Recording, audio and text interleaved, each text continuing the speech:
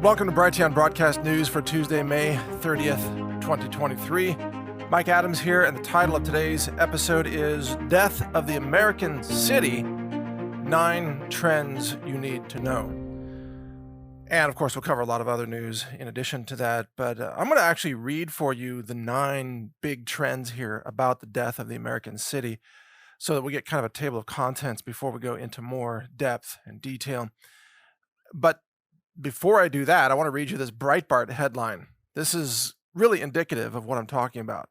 Expert, convert empty San Francisco buildings to water slides, right? So these are the ideas that are floating around in the heads of Democrats in left-wing cities that are collapsing. Water slides, okay.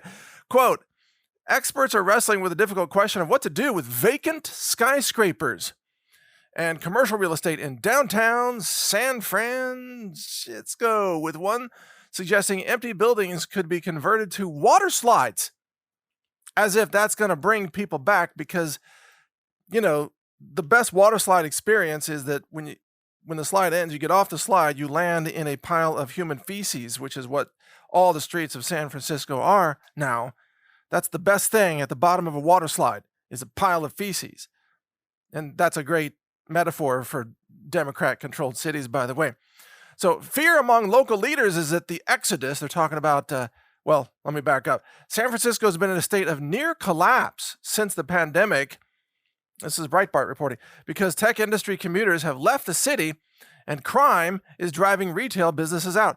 Fear among local leaders is that the exodus will lead to a downward spiral or a, quote, death loop. Actually, I call it a doom loop. And we'll talk about the doom loop here today, about cities, and also how it will impact you even if you live outside the city. So if you're a rural resident, this impacts you too. We'll talk about that. A death loop in which departing businesses follow one after the other, leaving the downtown area an empty and abandoned shell, which is exactly what's going to happen, by the way.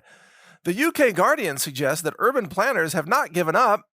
The answer may lie in repurposing commercial real estate, either as residential housing or as recreational facilities like water parks. Right. Because, yeah, again, a crime-infested city run by gangs. Oh, mommy, let's go to the water park. What kind of water park is it?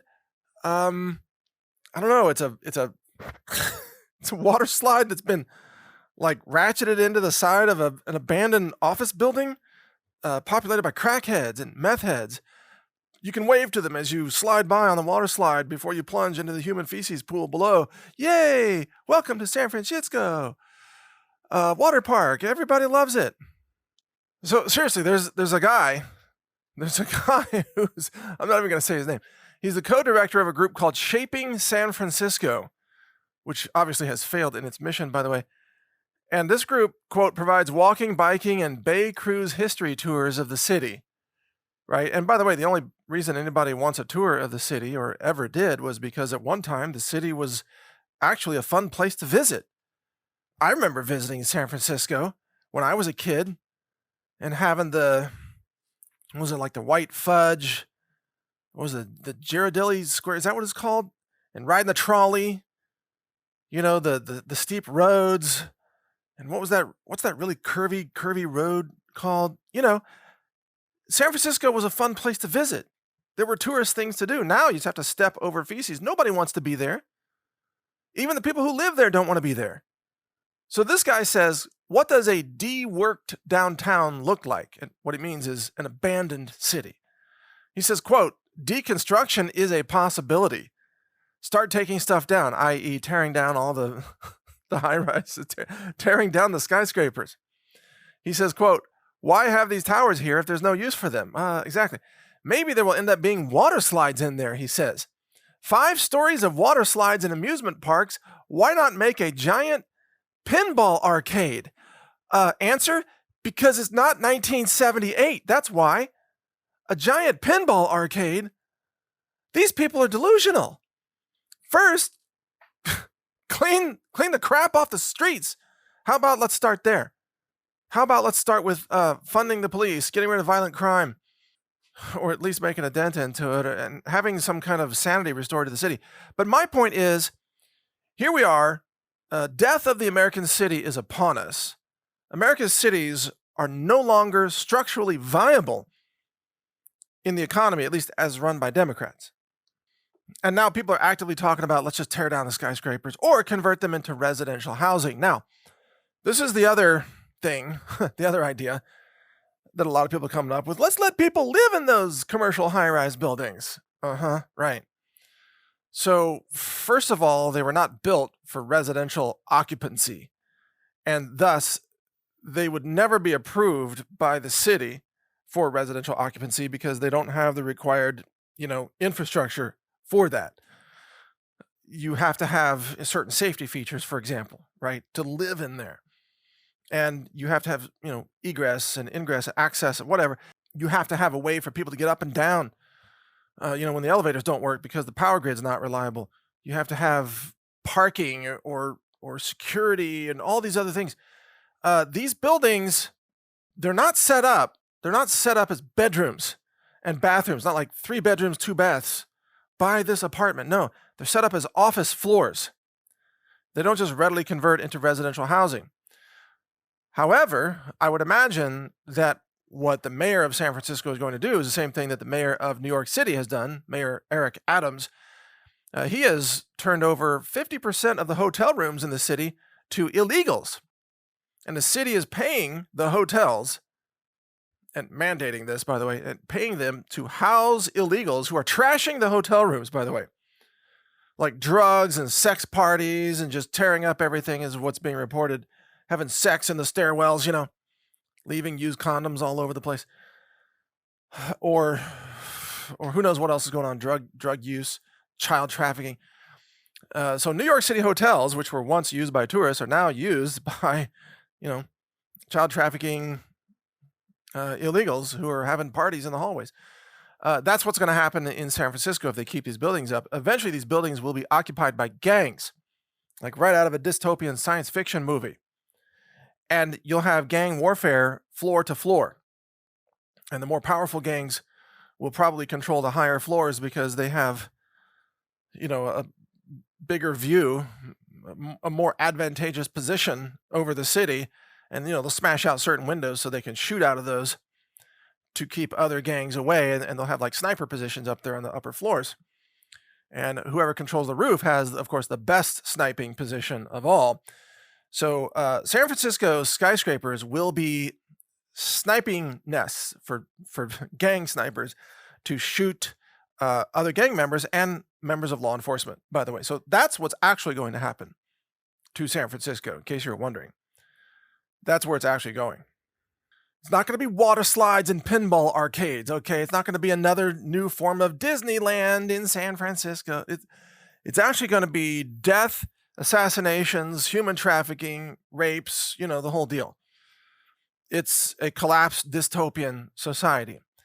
But then again, so is nearly every city run by Democrats, by the way. In fact, Rob Schneider, the actor, put out a tweet over the weekend, said, the U.S. has the 3rd highest murder rate in the world. Did you know that? But if you remove 5 cities from the statistics, that is Chicago, Detroit, Washington, D.C., St. Louis, and Philadelphia, then the U.S. drops to 189 out of 193 countries in the world. In other words, but for those 5 cities, there's really not that much murder happening in the United States. Those 5 cities, writes Schneider, says all 5 cities have strict gun control laws and are controlled by Democrats. Well, of course, every city controlled by Democrats eventually collapses. And those cities are in a state of collapse, Chicago, Detroit, and so on. We can add into that list soon, Seattle, Portland, of course, San Francisco, Los Angeles, New York City, and so on. And probably Houston at some point. Sad to say, because Texas is a great state. But when Democrats run cities like Houston or Austin, they run them into the ground. And so with that as the backdrop here, let's go to my 9 trends. It might be 10 by the time we get through, but 9 trends you need to know about the death of the American city. So here are the 9 trends. Number 1, the collapse of commercial real estate. Again, the commercial real estate, the buildings are half vacant or some of them are all vacant. We'll get back to this. Number 2, retailers are fleeing the cities. That includes grocery stores. So food options are leaving the cities, and also banks. So financial retailers are also leaving the cities. Number 3, as commercial real estate collapses and as retailers flee the city, you have plunging sales taxes and property taxes.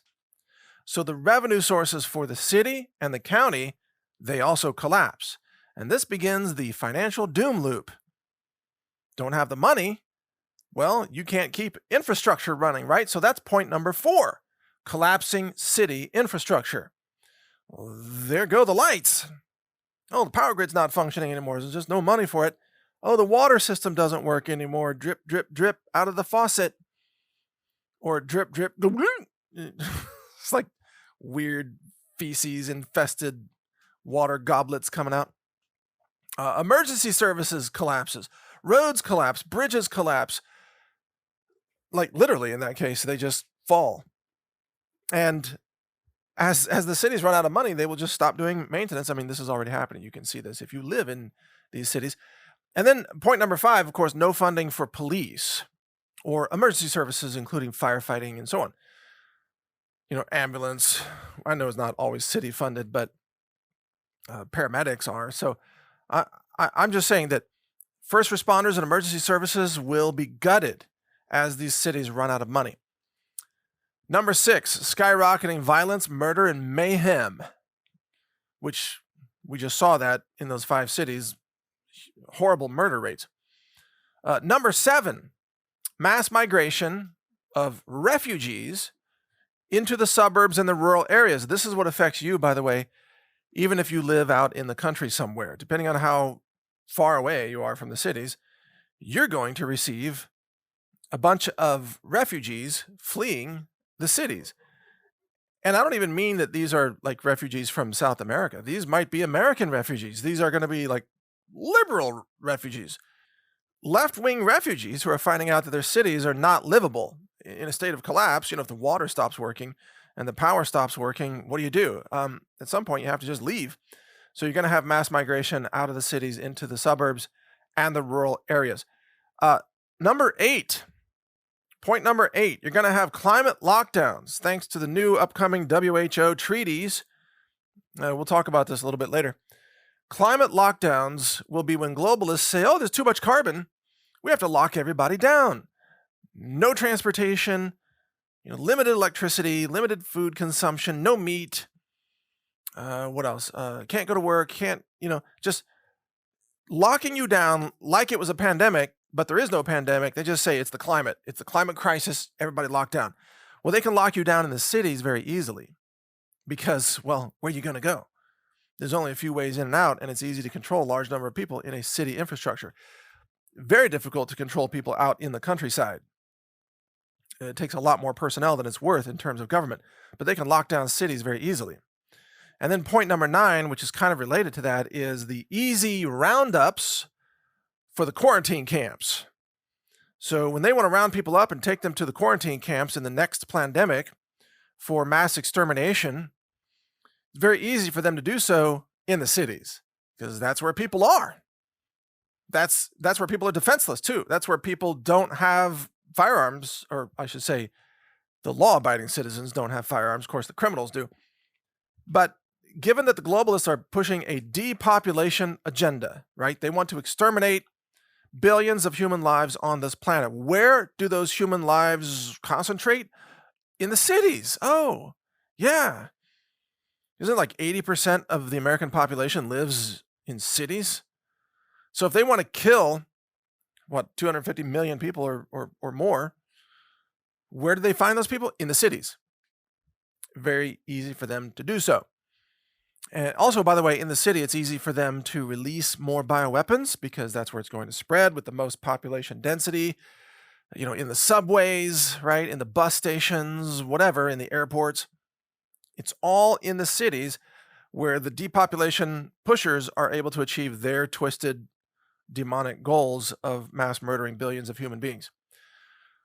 So those are the 9 trends, and we're going to cover those in more detail. First, let me cover a few other headlines that I think you're going to find interesting. Let's see. This one from NBC News.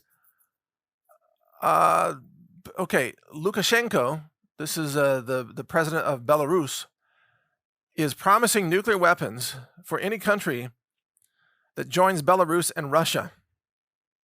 Okay, I mean, wow. So he says he's a close ally of Russian President Vladimir Putin, promised nuclear weapons to any nation that joined Russia and Belarus. He says, quote, "It's very simple. You have to join the union between Belarus and Russia, and that's it. There will be nuclear weapons for everyone." Well, that sounds dangerous. That sounds like the party you don't want to be at. So I'm just wondering, like, what countries are they going for there? I don't know enough about the geopolitics to know which countries might be leaning towards joining Russia, and then that these nukes would make a difference. But clearly, there are a lot of countries in the area that might really want nuclear weapons, because you notice once you get nuclear weapons, nobody screws with you anymore, or they I mean, not as much, because you can launch nukes. That's a big deterrent.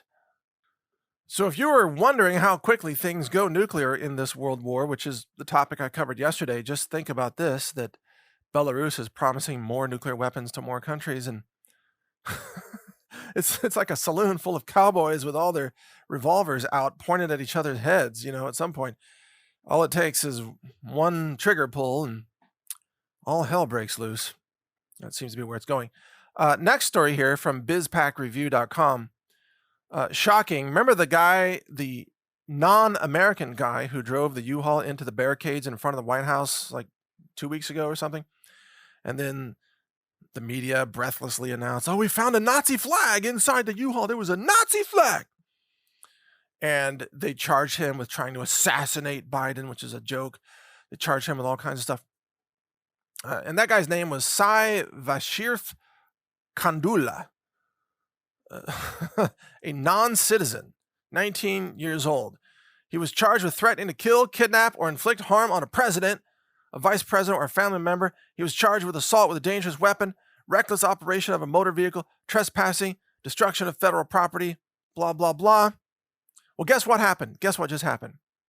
After they ran the narrative in the media and the Nazis were attacking the White House, guess what they did?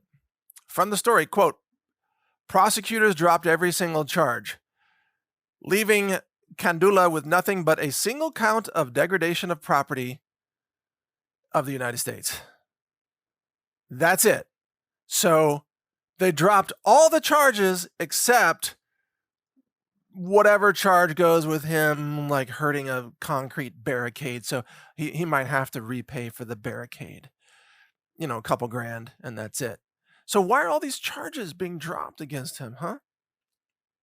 Was the guy the wrong color? Was he not white enough? He didn't have the right name? Was he not conservative enough? Did his browser history not show him being a fan of InfoWars or something? This false flag operation, which is what it was designed just to push headlines. I have no doubt the FBI went to this guy. Now, again, I can't prove this, but I have no doubt this is how it happened. The FBI went to this guy. They probably had him on something else, like a drug charge or something. And they said, "Look, we'll drop all the charges on everything. All you have to do is drive this U-Haul and just like smash it into this barricade right there. And then we'll drop everything." And he said, "Okay, I'll do that." And so he did it. And then they used that to create the narrative. They ran the headlines, Nazis attacked the White House. And then they drop everything. And of course, the left-wing media never reports any of this. They won't report it now. And of course, the FBI put the Nazi flag in the U-Haul,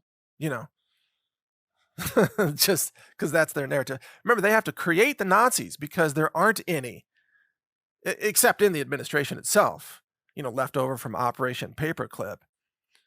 There aren't any actual right-wing Nazis that are trying to kill the president. That's a myth. It doesn't exist. So they have to create it with these false flag operations, and false insurrections. Speaking of insurrections, by the way, here's something that's absolutely shocking. Well, I guess maybe not surprising. This one was Zero Hedge covered this, and some other outlets did as well. So you know how people are donating money to the J6 political prisoners, trying to help them with their legal funds. The Gateway Pundit covered this too.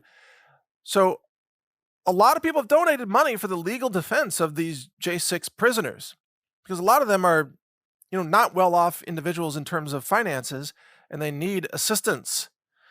The Department of Justice is now seizing, or trying to seize, the legal defense money that's been donated to some of these individuals, such as Daniel Goodwin, who appeared on Tucker Carlson on Fox News. And the AP even reported, talking about how dozens of these January 6th defendants have set up online fundraising appeals, but the DOJ wants to claw back all the money. And they're saying that these people don't deserve to profit from their insurrection. And however much money they raise, like this one person raised $16,000, and then so the DOJ prosecutors are demanding the judge issue a $16,000 fine to take the money from this person so that they cannot afford a legal defense. This is malicious. This is unconstitutional. This is a violation of basic civil rights. This is evil beyond imagination. That the DOJ is seizing the money of people so that they can't even afford a legal defense. And I say again, by the way, if you've been wondering, and I've had a lot of great support about this, people wondering why I'm now supporting decentralized finance and cryptocurrency, it's for this very reason. Because if you have money in the banking system, they can seize it and they will just take it from you. They will steal it. They will make up some reason and they will order the judge, hey, judge, just steal the money from these people so they can't afford a lawyer. You could be charged with something yourself. It could be a totally made up charge, like they've made up charges against Trump, or they've made up charges against Attorney General Paxton in Texas, right? They can just make up anything. And then you try to defend yourself and they can just come along and steal your money and leave you penniless to force you into some kind of a plea of guilt, even when you're not guilty. This is the level of evil that just smacks of, frankly, the British Empire, and the whole reason that we fought the Revolutionary War in the first place, to get away from that kind of tyranny. But this is why cryptocurrency and privacy coins in particular are of such special importance, because privacy currency, nobody knows you have it, and nobody can take it from you, and you can keep it in your head just by memorizing the seed phrase, the password to the wallet. It's not just a password. It's like a 24-word seed phrase, or depending on the wallet. And then you can recreate the wallet and restore all your funds through that method. The DOJ doesn't want you to have any money, especially if they charge you with something, right? So this is why we need decentralized finance. This is why we can't trust the banks. This is why I'm exiting the banks as quickly as I can. Also because they're going to collapse and the dollar is going to zero, of course. But aside from that, if the government targets you, they can just steal all your money. They just literally just take it from you at gunpoint while they charge you with some made-up crime. So yes, we need privacy coins. And by the way, along those lines, some people were asking me, I mentioned yesterday, Epic Cash and Monero. And people were asking me, how do you buy Epic Cash? Well, just for the record, I don't sell it, and I'm not urging anybody to buy it. I mean, it's totally up to you. But right now, it's kind of difficult to buy, but it's supposed to get a lot easier when ChangeNow.io, they will be offering probably after about the first week of June, they'll be offering Epic Cash as a simple exchange. You can trade Bitcoin for Epic. And right now you can trade Bitcoin for Monero. And the two privacy-oriented coins that score the highest on my score is Monero and Epic Cash. And Epic is so new that most people haven't heard of it. And Monero has been around a few years, and it's had a couple of privacy bugs that have been, well, I think one of them is still in the process of getting fixed and so on. But, all crypto has like software bugs from time to time. Nevertheless, if you have a wallet of, let's say, Monero, nobody really knows that you have it. And so, look, here's the question. Do you have the right to private money? The answer is yes. It's a human right. Do you have the right to pay for legal defense without that money being confiscated? Yes, of course you do. It's supposed to be a constitutional right, by the way. Isn't that implied in the 14th Amendment, I think?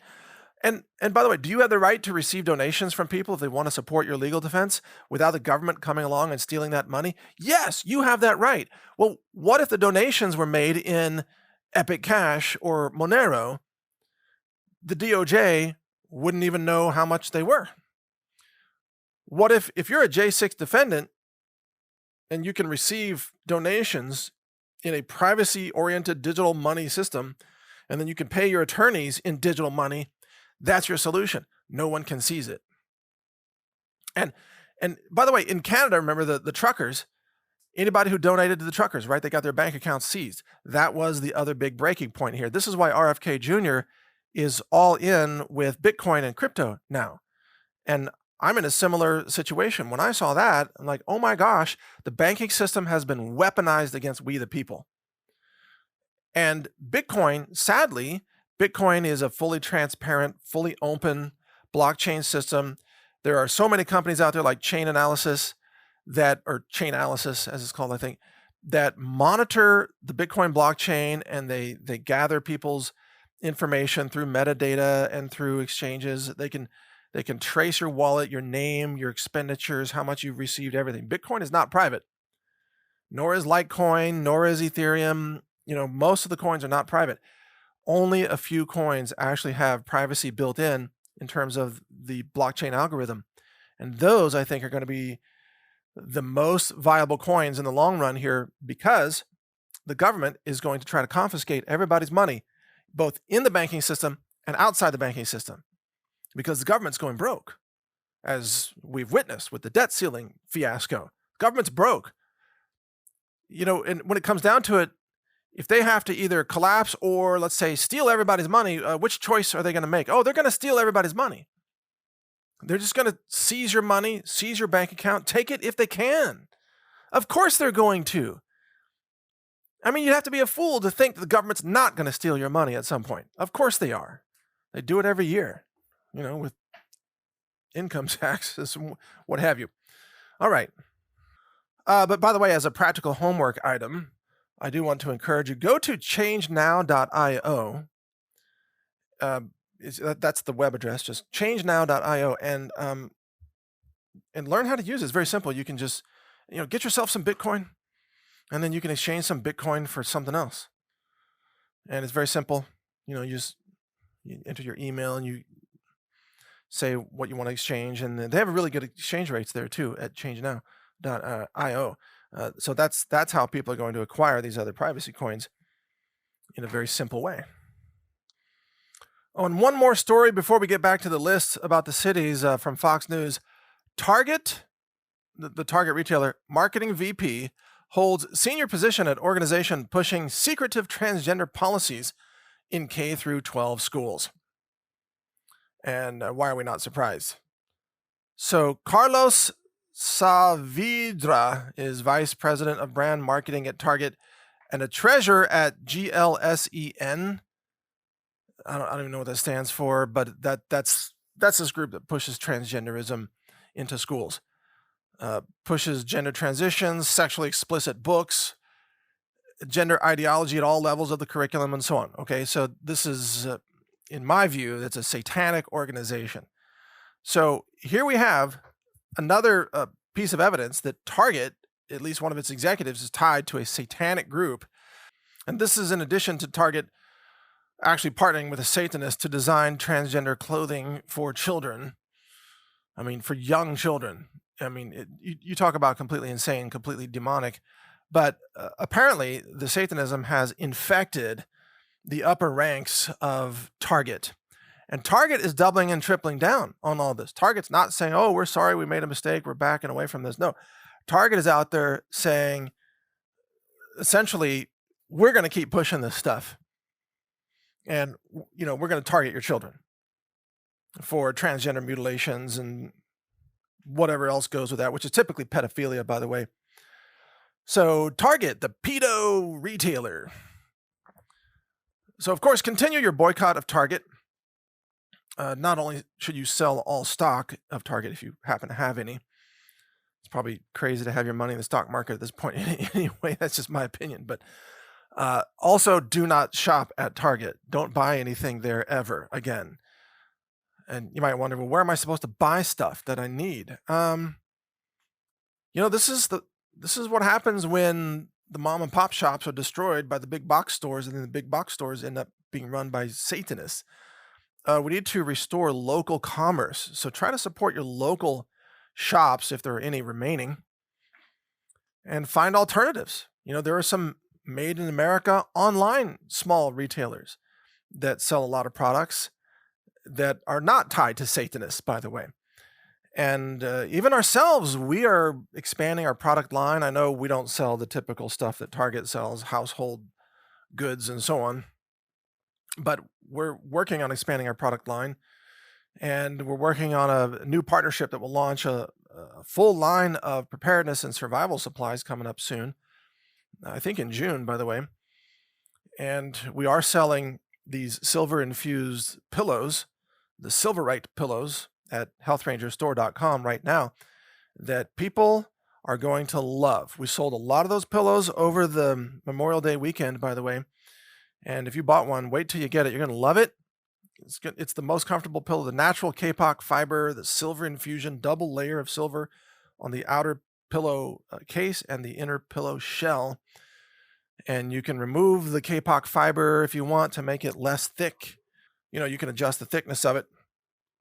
People are going to love that. And we do intend to, at some point, offer silver-infused, lab-verified towels. Hand towels, bath towels, and things like that, and bed sheets at some point. All silver-infused. That's our focus, and all based on organic cotton, by the way. So that's coming. I know that's not Target stuff. Target will sell you cheap GMO cotton, grown in China, manufactured in a slave labor camp somewhere, for the cheapest dollar. But that's not what we're going to do. Obviously. Oh my goodness. By the way, I want to be clear. I do not condone any sort of violence, obviously, against Target or any other retailer. And the bomb threats that have been made so far against Target have been made by left-wing, LGBT pushers, the transgenders. We talked about that yesterday. Bomb threats against 5 Target stores by the tranny terrorists, right? And probably more of that will happen soon. I say, don't ever resort to such tactics, of course. You don't need to. You know why? Here's why. By simply denying Target your business, you will cause them to financially implode because they have invested in infrastructure based on purchase history, based on sales volumes, based on projections of how much stuff they're going to move in each store, in each zip code, and so on. They have borrowed money. I mean, Target has to borrow a lot of money to function, by the way, especially for inventory and things and buildings and all of it. Target has borrowed a lot of money based on projections. Those projections are now going to fall flat because so many conservatives are boycotting Target. As a result, Target has overbuilt, overborrowed, and overinvested in infrastructure that will crash and burn. They will financially crash and burn in a manner that is frankly way worse than, some isolated event. They will financially crash and burn to the point where they're going to have to shut down stores, and they're going to have their own supply chain, oversupply problems, where they're going to have all this extra merchandise and they won't know how to get rid of it. They'll have to ship it to some other stores and have some fire sales on it, probably maybe late summer or early fall. They'll be trying to get rid of all this stuff because nobody's buying at Target anymore, or at least conservatives aren't. So if you really want to non-violently but financially hurt Target, the best way and the peaceful way to do that is to simply not shop there, ever. Not once. And if you did just shop there, take it back, demand your money back, put those products back on the shelf, get your money back, and go shop somewhere else. That is the nonviolent, non-confrontational answer. Just remove Target from your life and let them implode based on their debt and their overbuilding of infrastructure and their oversupply of their own inventory, to the point where they start losing money hand over fist. Even they have to pay for transportation of products to other stores. So they have to wrap them back up, put them on pallets, put them on trucks, ship them to another store, have a fire sale there. They're going to lose 50% on these. They'll end up selling them for less than what they paid for them. Every box that goes out the door is, 25 cents lost or whatever. That's how Target is going to burn themselves to the ground, which is only fitting since they're run by Satanists, right? When you think of Target, just think of Satan and let them burn in hell for the evil they're carrying out against Earth's children. There you go. No violence necessary, nor condoned, nor advocated. You don't need that. Just shop somewhere else. Very simple. Let them crash and burn over their own debt weight. Now that leads us actually back to point number 1 of the death of the American city theme here.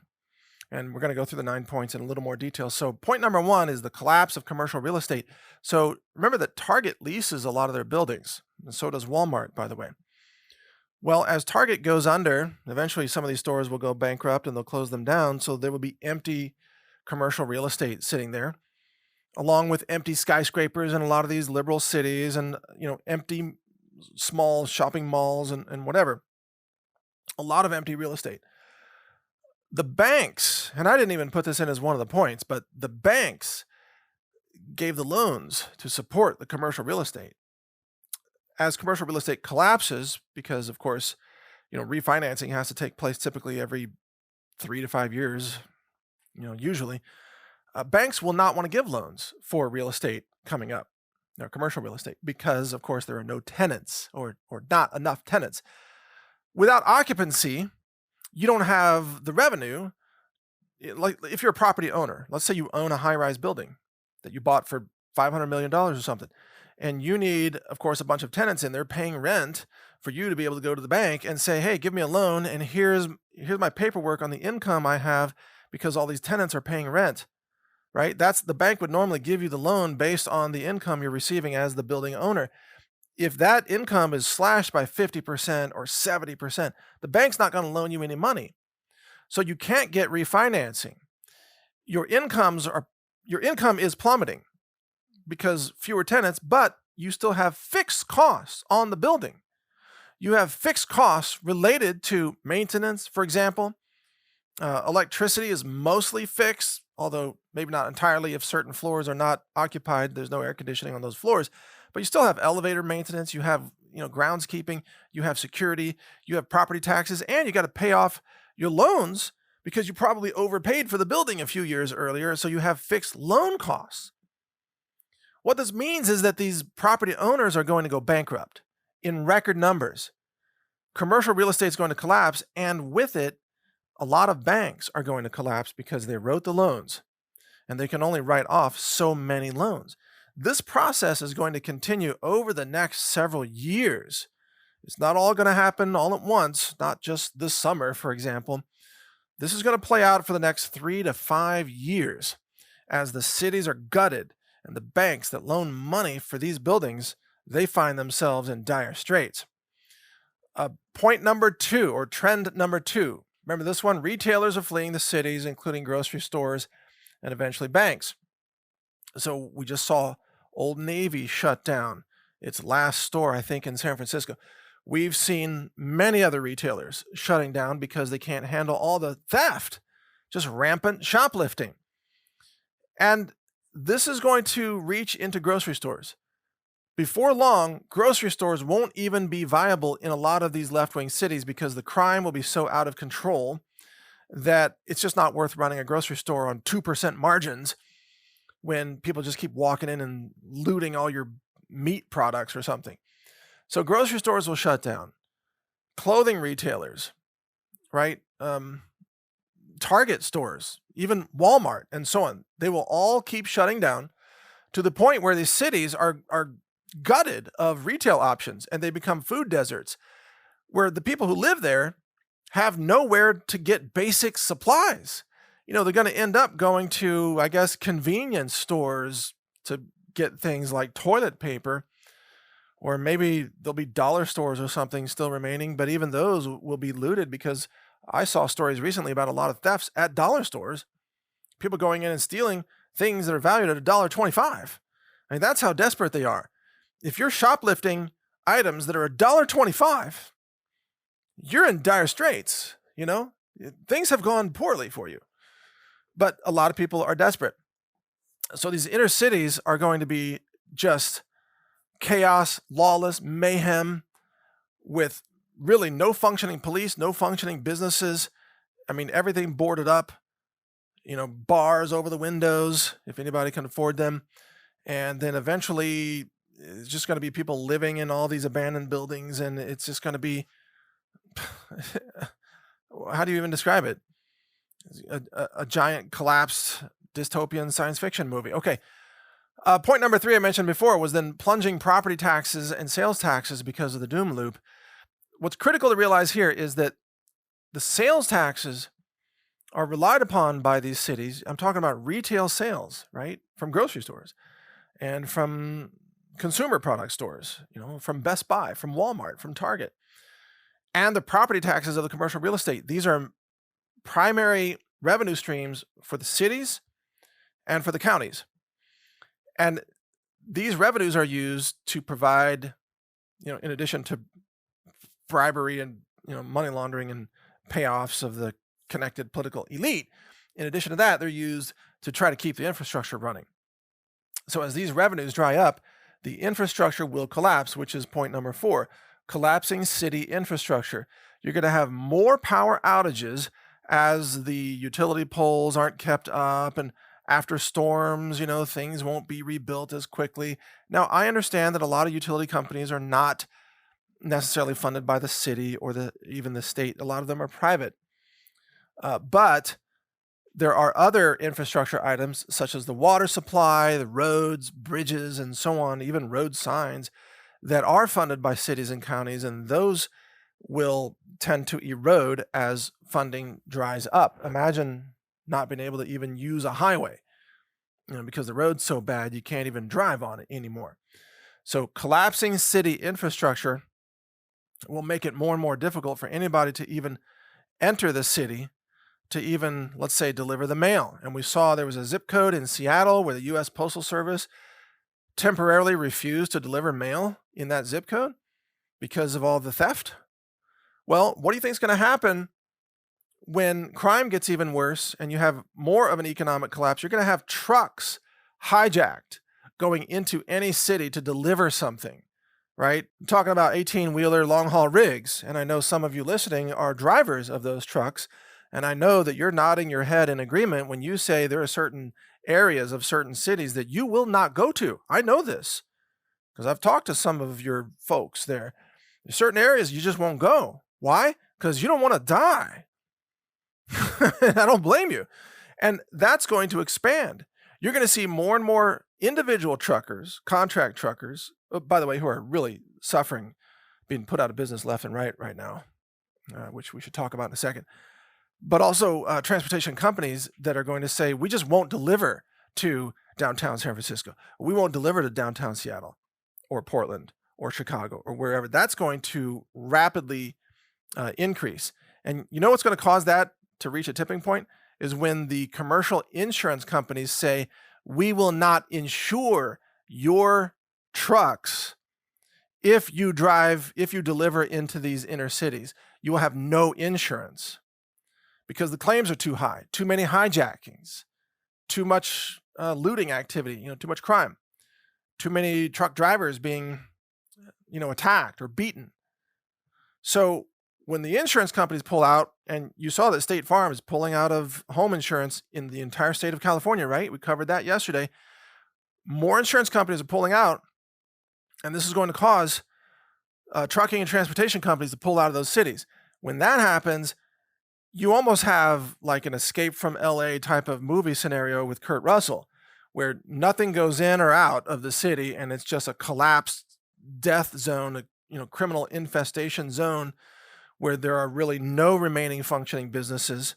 The whole thing is run by gangs. The police just call it a no-go zone. They don't even attempt to police in those areas. And that's what America's inner cities are going to become. You can see it happening. It's on the way. As a side note, by the way, you notice diesel prices have collapsed. Now, diesel prices are collapsing because transportation demand is collapsing. I mean, diesel prices went down almost $1 just in the last couple of days. That's because there's a collapsing demand for consumer goods, which means the retailers, like Target, by the way, they're seeing plummeting demand, plummeting sales, so they're not ordering as much, so there's much less need for transportation. Trucking companies are going out of business all over the place. And by the way, this is how we got through the engine oil scarcity emergency that was developing late last year. You realize the only reason we still have a supply of engine oil additives right now for diesel engines is because demand for transportation fell off a cliff. That's why. There just aren't as many trucks on the road. Demand has just plummeted. And so you're going to see diesel prices perhaps go even lower.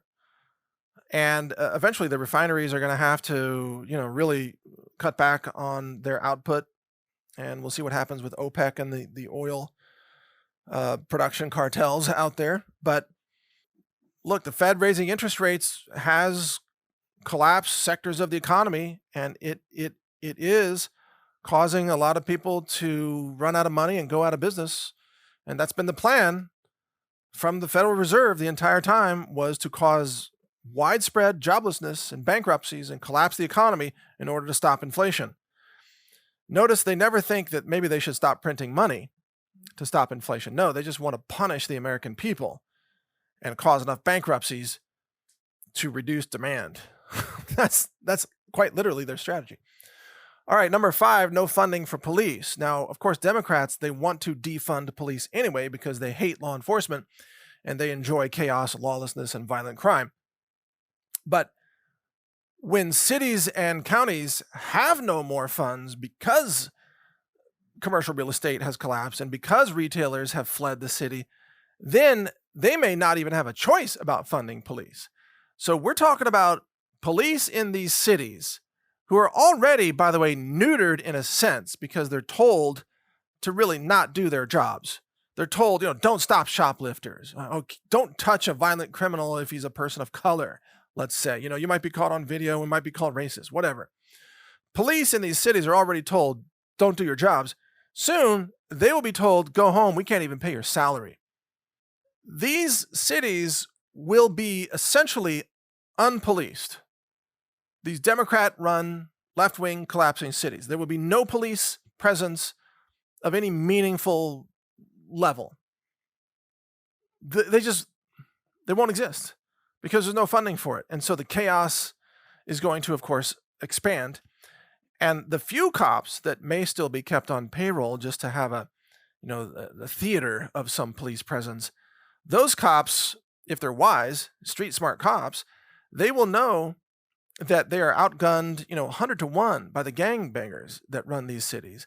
And those cops will only selectively engage certain types of perps, maybe on the fringes of the areas, but they will never go in and actually clean out the gangs because that's a suicide mission.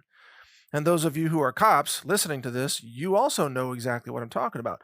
There are certain things that you don't dare do as a cop in Los Angeles, for example, unless you just want to die.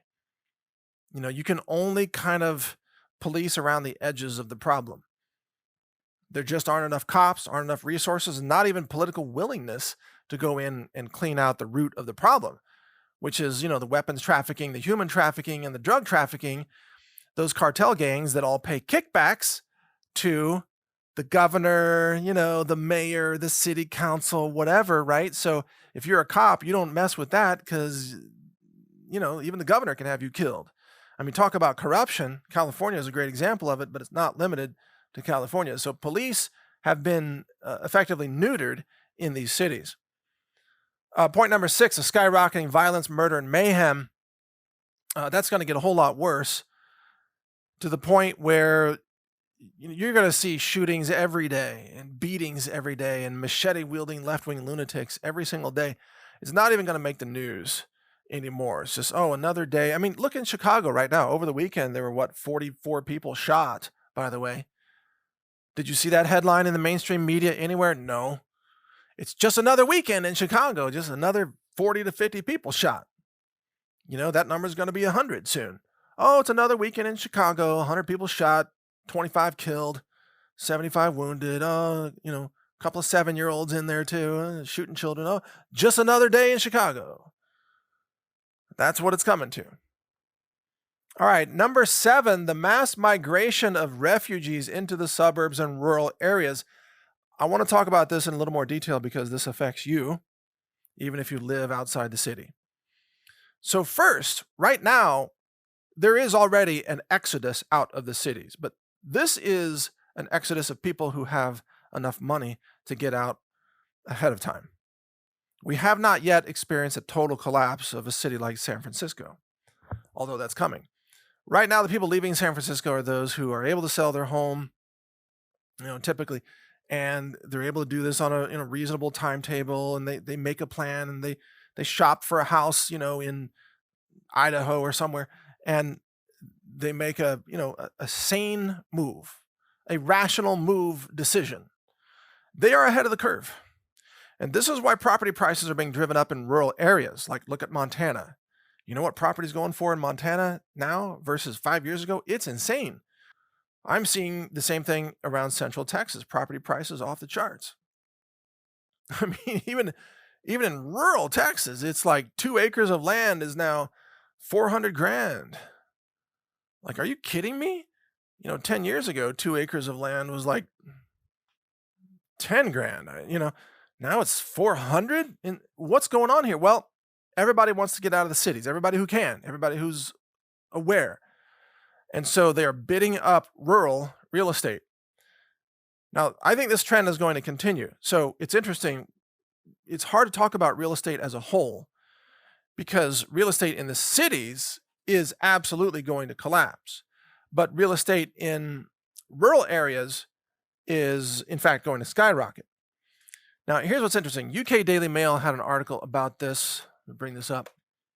Here it is. The 9 U.S. cities where homeowners are losing thousands on their home values.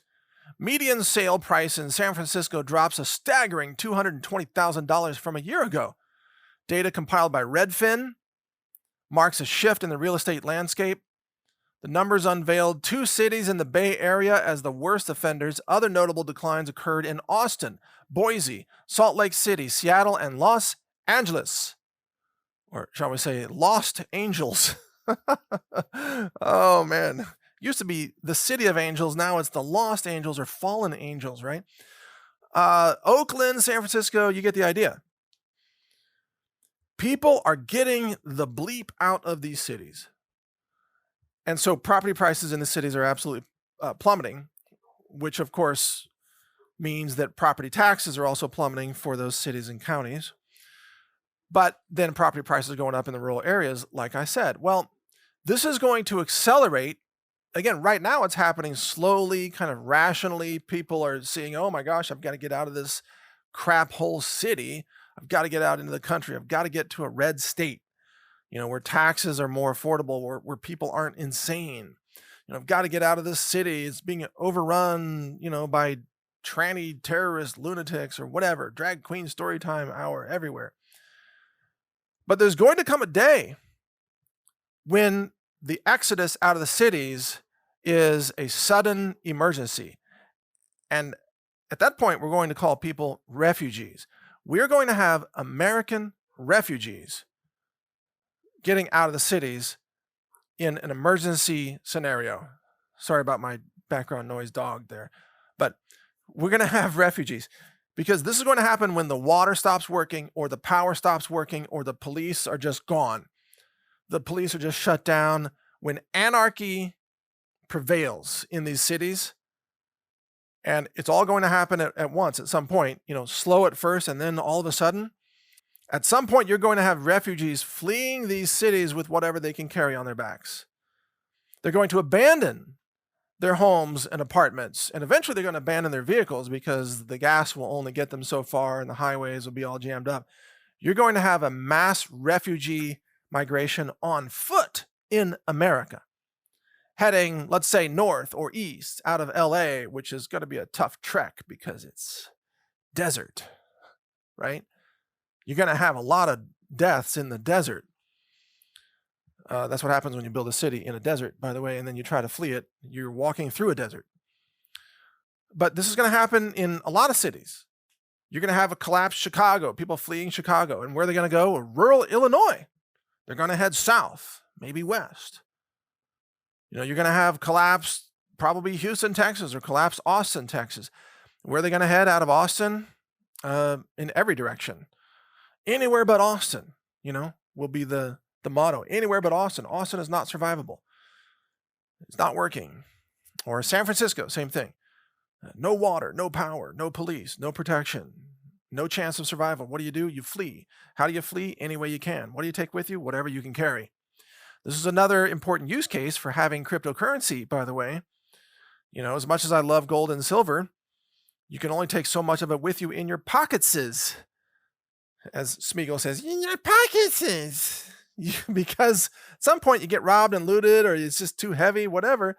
If you can have money in your head, your password, whatever, whether it's a Bitcoin wallet or a privacy coin wallet or whatever, you get to your destination. If you can get a computer to work, you boot it up, you restore your wallet, Shazam, you've got funding again. You're back on your feet. See, I'm talking about refugees in America, not just political refugees out of Venezuela or China or Iran or North Korea or somewhere. In America, we're going to have refugees.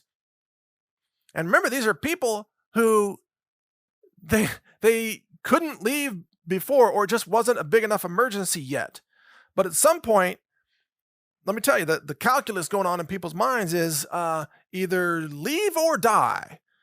That's the point it's going to get to in cities like San Francisco and Los Angeles. Leave or die. And some people will die. Some people will leave. There's going to be a lot of people who will try to leave and then die, and a few that leave and actually survive. And by the way, that's not going to be the people who are, overly jabbed and filled with spike protein and sludgy blood, and who never prepared and don't know how to use a Glock and whatever. Those people they're not going to make it very far. Sorry to say, don't even own a water filter, don't even know how to use one. Don't have any backup food supplies, nothing. Don't know how to navigate. What's a compass? Which way does the sun come up? What is this, a map, a paper map? They can't even read a paper map, They're toast, man. They're not going to make it. Now, that's not you, obviously. You're well ahead of that curve, that crowd, but that crowd is not going to do very well. So they will flood into the suburbs. And then from the suburbs, they will flood into the rural areas. And you're going to see communities, like rural towns, having to put together community defense, like little local militia groups, I guess, with sheriffs and deputies and police and whatever, local farmers and rifles and whatever. And that's when people start pulling out their 50 caliber Barretts, and start manning the bridges, and like, okay, we got to keep the zombies out. You're going to see that in America. You're going to see waves of refugees trying to sweep through towns, kind of like, stripping everything like human locusts almost in some ways. It's going to get crazy. And every town's going to handle it differently. Some towns, more liberal towns, was, we have to help everyone. Let's just give them everything. Let them, take over all our homes and eat all our food and whatever, and then you're going to be wiped out. The towns that will survive will be towns that will defend the town against the hordes of refugees in some way while helping those that you can, right? Because that's the Christian thing to do, is to help where you can, but not give away everything to where you're overrun and you are no longer viable as a town and you can't even protect your family. Because remember, the people coming through your town, they don't live there. They don't care. They're just going to steal and loot and move along. So you have to defend yourself. And it's going to be interesting to see which towns have leadership where they decide to actually hold the line, and maybe they might escort groups of people through the town, like here, exit, you come from the south and well, you can exit north or whatever. Or they might just block them and say, you can't use the roads at all. You're not welcome here unless you're a resident here. Show us your ID to get in. If you don't have ID, you don't get in. And then they'll build fences to keep the hordes out. I'm not kidding.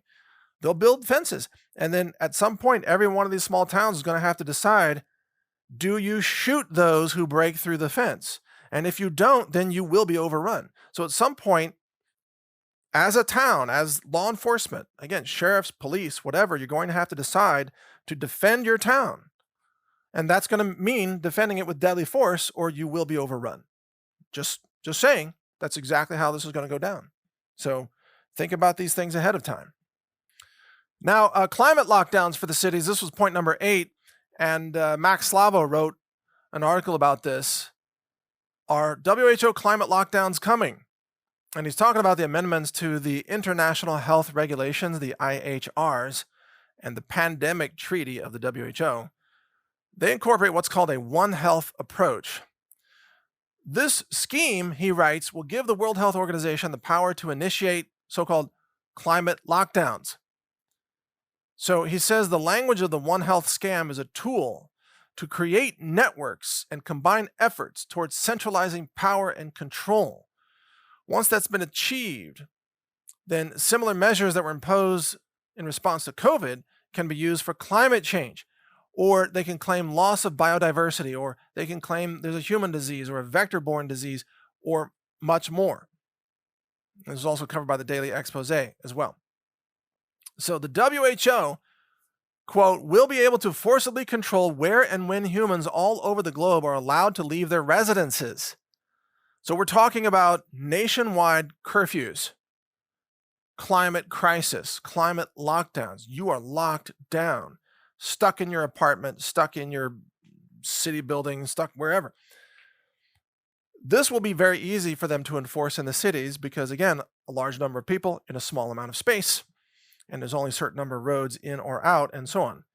This kind of lockdown will be impossible to enforce in rural areas because if you live on a ranch or something, you walk outside, nobody even really knows. Who cares? Walking around your farm, you're still doing your ranch stuff like I do. That doesn't even use any roads. But for those of you in the cities, you'll be a prisoner. You'll be a prisoner in your own apartment, in your own high rise. And then, by the way, they can turn off the air conditioning. Did you know that? Well, because, of course, air conditioning, bad for the planet. It uses energy. So they'll make you a prisoner in a high rise. They'll turn off the air conditioning, and then you will just roast and die in your 15-story coffin, which is exactly what they want. Depopulation. That's what climate lockdowns are ultimately all about, is mass murder of the human race. And then that gets us to point number 9, the easy roundups for the quarantine camps. So if they can't kill you in your building, they can simply declare a pandemic, and there doesn't even have to be one, as we've learned. They can just make it up. They just run scare stories. They can just start murdering people in the hospitals and count them as, pandemic deaths. That's what they did during COVID. So the media will roll out all this fiction. Oh my gosh, invisible microbes everywhere are going to kill you. You need to report to this quarantine camp. Or they'll just come get you, round you up, WHO in charge. Your local sheriff has been nullified by the WHO treaty, they'll say. And then you have to get in their buses, and the buses will take you to the quarantine camps, and then the quarantine camps become death camps, and then you never leave, and then more human depopulation has been achieved by the globalists. Well, it's much easier to find you if you live in a high-rise building, an apartment building in a city. It's much easier to capture you if they just run blocks on all the roads exiting the city. Just a highway checkpoint. And if you drive up, they just confiscate your car, take you out, load you up on a bus, take you to a death camp, exterminate you. And then they call it, a COVID death or whatever the next pandemic is. They'll just call it a pandemic death. Oh, these poor people, they died. And, just that's how dangerous this is. That's why everybody needs to obey. So many people died, and, nothing we can do about it. That's going to be the story in the media.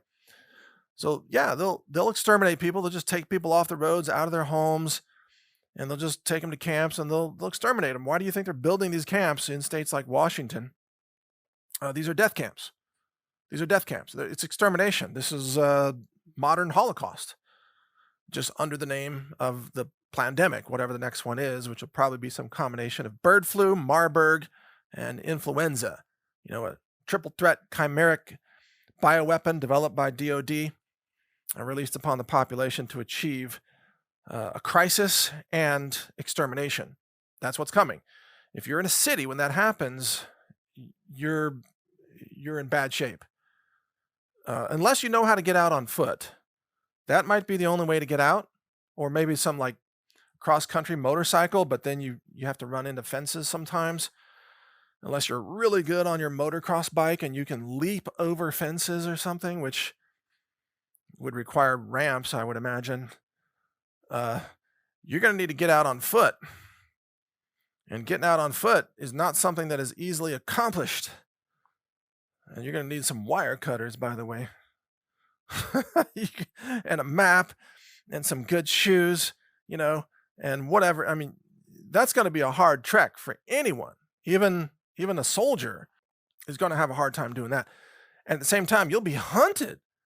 You'll be hunted down by local law enforcement or WHO troops or UN troops or something trying to round you up for the quarantine camps. They'll say, for your own safety. Oh, we don't want you walking across fields. Take you to the quarantine camps where you'll be comfortable or comfortably dead. Something like that. So those are the 9 trends that you need to know about the cities and how it affects the suburbs and the rural areas as well. And this is why real estate is going to continue to climb in rural areas but collapse in urban areas. And I know that some of this is hard to hear. And I appreciate you taking the time to listen to this and add these data points to your own decision making.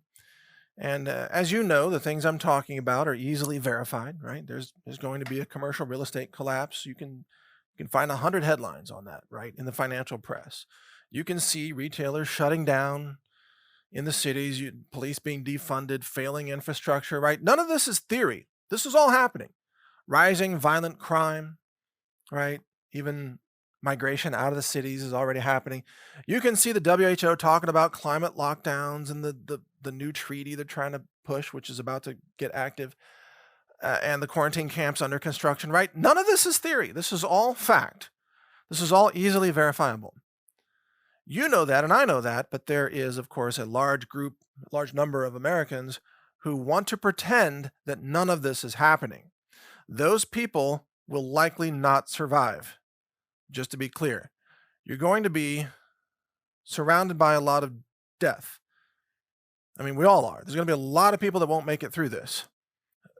We try to reach them. We try to help them. We try to educate them. They refuse. They want to keep, taking their jabs and believing that Biden is their savior, whatever. And, they trust the banks. I mean, how crazy and ignorant do you have to be to trust the banks with your money these days? These people are going to die, right? They just won't make it. And they'll die violently, many of them, from the violent crime gangs that will be running a lot of these cities. I don't know what to say to those people, but I do know you can't reach them. They've already decided to self-immolate. They do not want to live. They hate themselves. They want to destroy themselves. So they're going to succeed in that mission, by the way. They won't be around much longer. Our job is to make sure that, number one, we try to help as many as we can. And secondly, we don't let the suicidal lunatics take us down with them. So plan accordingly. Plan based on reality. This reality I just laid out for you, this is going to happen. It's already happening, but it's going to get a lot worse over the next several years. This is all based on actual facts. This is what is real. It's not rooted in transgender delusional thinking or delusional interest rates, delusional inflation numbers from the federal government, all their made up news. Remember the news yesterday that Ukrainian women can kill Russians with office supplies? Like, wow, that's the level of delusion of the West now. that they think they're going to beat the Russians with staplers, I think. It's okay. That's really interesting that your level of delusion is so high that you're completely insane, for these Western leaders, but a lot of people live there. They live in sheer delusion, and they won't be living there much longer as all of this unfolds, because they will not have the mindset, the knowledge, or the skills to be able to survive. You, on the other hand, you have all those things. You're aware, you're determined, you're well prepared, you're probably either already outside the city or you have a backup location plan of where to go, and you're tuned in to the information so you can leave early before it gets really, really bad. So you're going to be okay. And so I want to wrap this up with a little bit of positivity, believe it or not. I know we talked about the doom loops and the death of the American city. Doesn't mean the death of America as a whole. In fact, there will be a renaissance in rural America. There will be a resurgence of a call for liberty and freedom. And that resurgence will be rooted in a lot of very powerful positive trends, such as decentralized publishing of information that is not censorable, decentralized finance, money that is not confiscatable. These are two key technologies. It's why I'm embracing them, because they are technologies that underpin the new renaissance for humanity.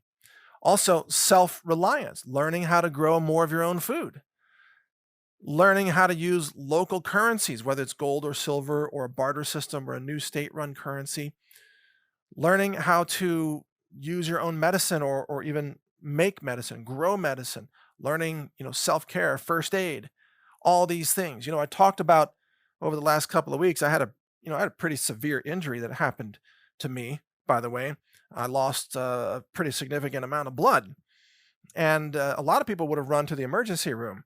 I never saw a doctor for that injury. I didn't get stitches, nothing. I didn't use antibiotics from pharmacies, nothing. I didn't go to a doctor. Why? Because I knew how to take care of myself. I knew how to heal. I knew how to use antiseptics. I learned how to mend skin back together, and I treated myself day after day. Even to this day, it's not 100% healed, but it's almost. I changed all my own bandages. I did all my own treatments every day. I did not need a doctor. And although I wouldn't recommend anybody go through what I went through, because there was pain involved, it was an example of being able to achieve self-care when there is no doctor or when you can't get to a doctor. And I know there's circumstances where you absolutely need a doctor. I'm not telling you not to go to the emergency room. If you need to go, go. But I made the decision to treat it myself because I know a day is coming when I won't be able to find another doctor. And I hope I can always find a dentist, because I don't want to be yanking my own teeth out if I have a toothache. By the way, that's not a good scene. It's good reason to keep flossing, by the way. Take care of your teeth. You don't want to need a dentist when there is no dentist. That's the worst. Make sure there's a dentist in your group, where at least you could barter. Here, have some gold. Fix my teeth, for God's sake. The point is, we're going to make it through this, folks. We have the knowledge, the skills, the determination, the courage, the blessings, the divine protection. God is on our side. You know how much that counts? That counts for everything. We are battling against the Satanists. We are on the side of the creator of the universe. He's going to win this. Have no doubt. He wins this. Yes, there will be suffering and destruction, and we're going to see a lot of hell on earth in the meantime. But we know how this ends, and it ends with the defeat of the Satanists, the defeat of the pedophiles and the transgender terrorists, and the defeat of the mutilators of children, the defeat of the radical left and the communists and the atheists. They're all defeated. They all go to hell. We know how this ends, and it ends with 1,000 years of a new golden age for humanity. Don't you want to be a part of that? I do. This means we have to get through this. And so to get through it, we have to know what's coming. I just laid it out for you, at least for the cities. That's what's coming. Count on it. Bank on it. If you can make it through that, you can share in the new golden age future for humanity. That's my goal, is to get us all there. And that's why I appreciate you listening and having patience as I explain all of this. And I hope you know, I don't hold back anything here. I'm not sugarcoating this, and I'm not trying to appeal to some kind of a mainstream audience. I'm only working to inform those who are ready for this information. It's not everybody. It's just us, the few, who are the leaders of the future of human civilization. You realize that you are among the leaders of the future of human civilization? Yeah, it's true. So thank you for listening.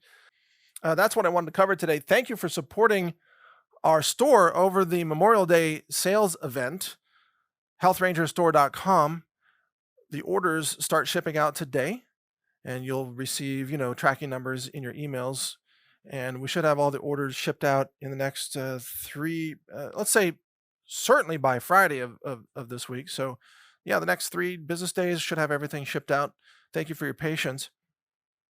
We did give our families the day off on Memorial Day, of course, and also my studio people, which is why today's report is audio only instead of video. I couldn't drag my studio crew into the studio. It's like, just take the day off, guys, and I'll do audio. Give them time with their families that they deserve. So thank you for your support. Shop at healthrangerstore.com and support our sponsors as well in terms of readiness and preparedness. Satellite phones is at sat123.com. That's sat123.com.